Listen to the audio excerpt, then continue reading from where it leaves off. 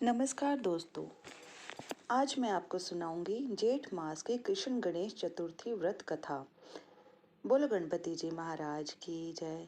दयादेव नामक ब्राह्मण की कथा। पार्वती जी ने पूछा कि हे पुत्र, जेठ माह की चतुर्थी को की किस तरह पूजा करनी चाहिए।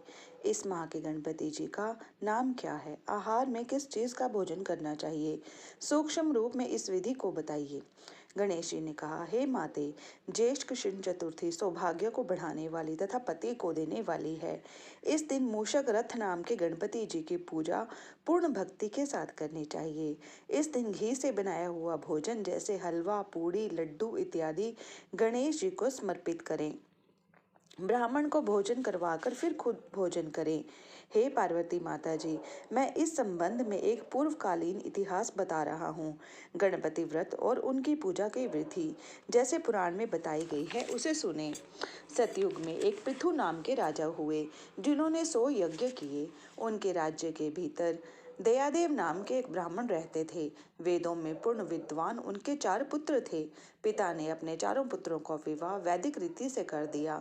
उनके 4 बहुओं में बड़ी बहू ने अपनी सास से कहा, हे सासू जी, मैं छोटेपन से ही संकट नाशक चतुर्थी का व्रत करती आई हूँ। मैंने अपने पिता के घर में भी इस मंगलदायक व्रत को किया है। इसलिए हे कल्याणी, आप मुझे यहाँ व्रत करने की आज्ञा देने की कृपा करें। बहू की बात सुनकर उसके ससुर ने कहा, हे बहू, तुम सब बहुओं में बड़ी और श्रेष्ठ हो। तुम्हें किसी भी तरह की कोई असुविधा नहीं है और ना ही तुम कोई भी खारिन हो। अतः तुम व्रत करना क्यों चाहती हो? अभी तुम्हारा समय खाने पीने का है। ये गणपति जी कौन है, फिर तुम्हें इसकी आवश्यकता ही क्या है? थोड़े समय पश्चात बड़ी बहू गर्भवती हो गई। 10 माह बाद उसने एक सुंदर बालक को जन्म दिया। उसकी सास बार बार बहू को व्रत करने के लिए मना करने लगी और व्रत को छोड़ने के लिए लाचार करने लगी। व्रत के छूट जाने के कारण गणेश जी रुष्ट हो गए और उसके पुत्र के विवाह के समय में वर वधु के फेरों के समय उसके पुत्र का अपहरण कर लिया। इस अनहोनी घटना से मंडप में हलचल मच गई। सब लोग दुखी होकर कहने लगे, लड़का कहाँ चला गया?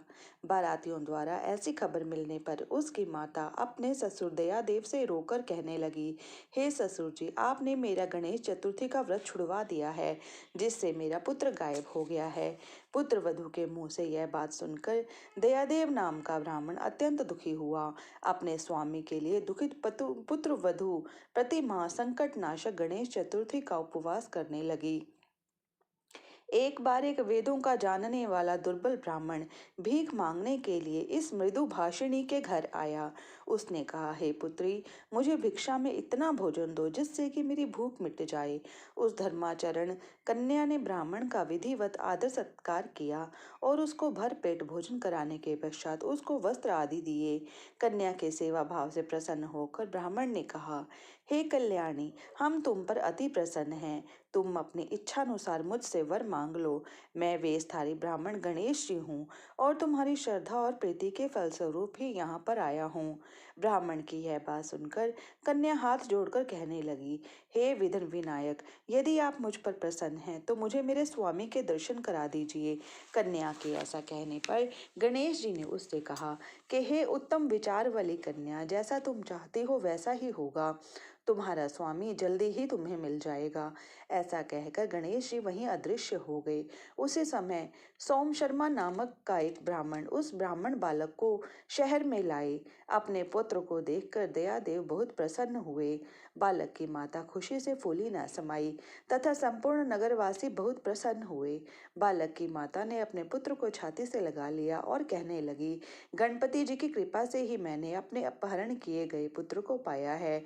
उसे नए कपड़ों और गहनों से सजाया। दयादेव तो बार बार नतमस्तक होकर कहने लगे, हे द्विज श्रेष्ठ, आपकी कृपावश ही मैंने अपने खोए हुए पुत्र को पाया है। उन्होंने सोम शर्मा को स्वादिष्ट भोजन करवाकर धोती दुपट्टे आदि से सुशोभित कर उन्हें गोदान दिया और पुनः मंडप बनाकर विधि पूर्वक विवाह का कार्य पूरा किया। इससे समस्त पूर्ववासी बहुत प्रसन्न हुए। वह भाग्यशालिनी कन्या अपने स्वामी को पाकर धन्य हो गई। ज्येष्ठ माह की कृष्ण पक्ष की चतुर्थी मनुष्यों की मनोकामना पूर्ण करती है। इस दिन स्त्री पुरुषों को एक दंत गणपति जी की पूजा करनी चाहिए। हे देवी, पहले कहे गए विधान के अनुसार भक्ति श्रद्धा युक्त जो मनुष्य इस व्रत एवं पूजन को करेंगे उनकी समस्त मनोकामनाएं पूरी होंगी। श्री कृष्ण जी कहते हैं, हे राजन युधिष्ठिर, भगवान गणपति जी के व्रत का यह महात्म्य है। अपने शत्रुओं का नाश करने हेतु आप भी इस व्रत को अवश्य ही कीजिए। बोलो गणपति जी महाराज की जय।